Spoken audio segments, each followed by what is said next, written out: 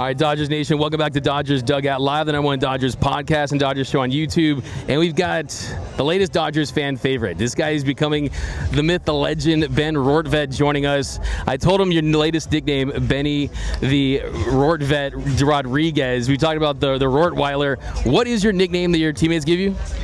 I don't really have one. Everyone's kind of just rolling because they can't say my last name. They just say Rort.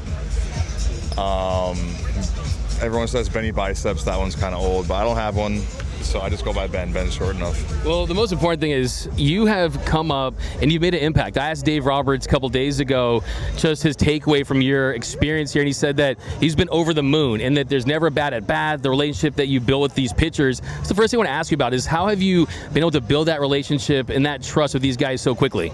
Yeah, it's weird. I've had kind of this weird come up with New York and Rays where I've had to learn pitching staffs on the fly, so I feel like this isn't my first time, and it definitely hasn't made anything easier, but I just kind of learned that trust isn't built in a day by any means. I bet it still isn't kind of full intact.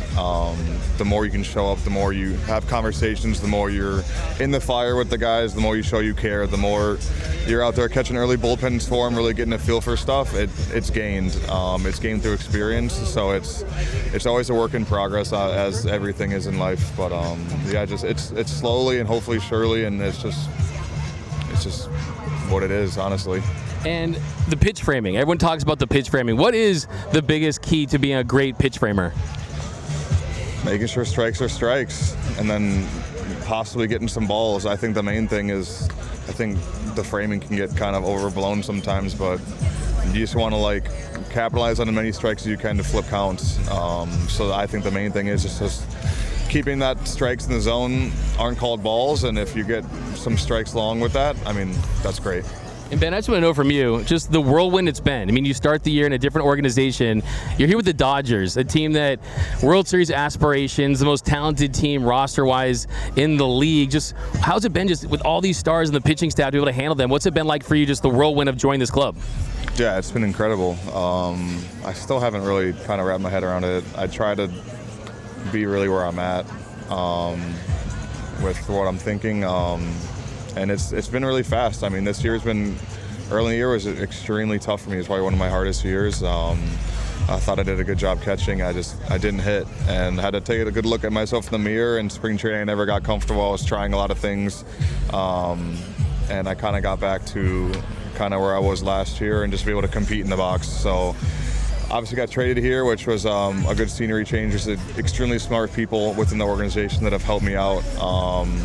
And I feel like I'm at a point now where I can just have, like you said, competitive at-bats. I think that's the main thing for me. I mean, my job is to catch and do a good job back there. That's always going to be number one, but the more I can try and run the pitch count up, get on base, get some knocks as I can, the more benefit I'm going to have turning the lineup over. Yeah, I mean, you're hitting over 300, 2 consecutive games with a hit. I mean, what has been the difference with you at the plate? You talked about your approach, just wanting to turn off the lineup, get into the big boys, but you've been an impact bat as well. Yeah, like I said, just be competitive. Know what I'm up there to do: swing at strikes, take balls, pass the baton, put the ball in play. Just that. I mean, just have tough at-bats, be a hard out, see the ball deep, just those kind of things. Have you changed anything since you joined this organization? Yeah, some things here and there. Like I said, I really dove into some stuff. In spring training, I thought I had a really good off-season, and I've always said that you have to get worse to get better, which I definitely got worse. But I learned things along the way of kind of like what kind of player I want to be, what worked for me in the past, what hasn't. And so, yeah, I've definitely I think I'm in a good place, and I have people in line to kind of keep me in that place. So. Yeah, and your teammates have said a lot of great things about you. How have they made it easy for you in that clubhouse? Just what's that clubhouse like, and how have they made that transition to this new team easy? Yeah, I know everyone's been great. Everyone's been supportive. I can't ask for anything different. I mean, everyone's welcomed me with open arms and been extremely supportive, and been an open line for me to bounce things off of. So it's been fantastic. Everyone in here is an amazing person, so it's been real easy. All right, Ben, I did my best to try to get this long without asking about Clayton Kershaw, but this is Kershaw days. His last regular season start, just what is it from your end, just the level of greatness for him? I mean, talk about just kind of being a part of this and your just thoughts of having him as your teammate. No, it's crazy. Obviously, I have not been here long, so I cannot speak to as much as a lot of these guys have been, but everyone knows Clayton Kershaw. Everyone knows Clayton Kershaw for the Dodgers, and it's really incredible to see someone pitch as long as he has in the same place at the level he has done. If you really sit back, it's incredible, and to be here and be able to catch him a couple of times is an absolute honor. And this day should be celebrated. It's even funny, back in the day I see videos he was throwing to AJ Ellis, and I know AJ from back home, so talking to AJ about Kershaw and how good of a teammate he was, how great of a pitcher, and then kind of now coming full circle, I'm here and I've kind of seen it myself, has been really, really cool. Yeah, now you're a part of that history, right? Is that something that you can take inspiration for the rest of your career, just kind of guys like that and learning and being around them? Yeah, absolutely. I mean, Clayton's done it forever. He's definitely, there's Clayton and other people in this clubhouse, I mean, Clayton in particular, that has done it at such a high level that you can kind of sit there, be quiet, and just watch him go about his work and how diligent he is in taking care of his body and his preparation, his competitiveness. It's definitely something that you're always kind of looking out for. And you look at a guy like Clayton Kershaw, he's throwing 89, 90, just nasty slider, nasty curveball. Other guys in this rotation throwing 100 and just different ways to get the job done. How impressive it is to see him kind of reinvent himself and still be this effective, still be one of the better pitchers in baseball, even after all these games. Yeah, no, it's who he is. I mean, he finds a way. He's a competitor, and he knows what he's doing on the mound. He's played long enough that he reads swings. He can read hitters.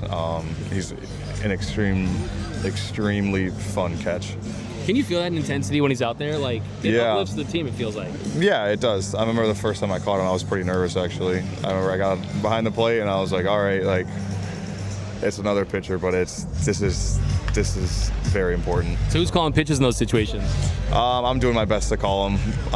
Definitely has had our hiccups here and there, but that's how it is, just learning how he likes to do things. And we saw in this city when Kobe Bryant retired, you had a lot of his teammates going up to Kobe, getting autographed shoes, autographed jerseys, taking pictures. Think you'll do something like that, get an autographed jersey, something?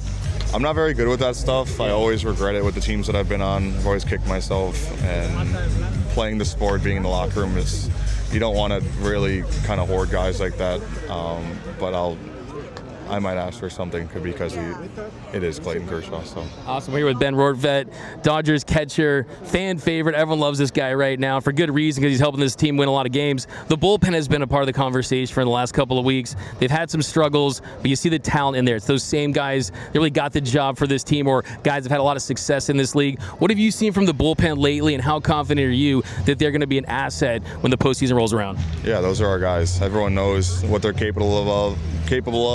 Everyone knows their stuff. I mean, it's baseball. Baseball has its highs and lows, and those are our guys. We're gonna ride with them, and it's gonna be a fun postseason, and nothing but great things coming ahead for those guys. Have they let you in on like the bullpen dogs thing yet? I don't know too much about it. I've heard a little bit, but like I said, I'm catching up on a lot of stuff around here. Hey, you're the Rottweiler, man. So a couple more here, Ben. So what would it mean for you? Dave talked about it yesterday and the day before, just kind of possibly being on the postseason roster, things like that. Is that your goal? What would that mean for you to be a part of this group in October? I don't have any personal goals, guys. I'm here to do a job. I'm here to try and add value, and if that comes with it, it comes with it. But seriously, I'm trying to win each day. I'm trying to help this team win, and I don't have any other plans besides that. All right, this is the number one thing I wanted to ask you, your walk-up song. Give us the story behind it. Everyone's talking about it. Not really much story behind it. I heard it one time. I thought it was funny. I've played it a lot, just trying to annoy guys, and it almost got stuck in my head, so I thought it'd be a funny, good walk-up, and it's done pretty well. I had it with the Rays when we were at Tropicana. It did really well. I got away from it this year, and I kind of came back to it. Yeah, so it's here to stay? Yeah, I like it. Yeah, because it's been all over our heads for the last couple weeks. Last question here.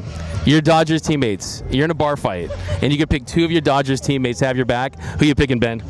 I saw this one. I played with Bruce Dargaretta with the Twins. I'll take him. He's not healthy. I'll take a Tanner Scott.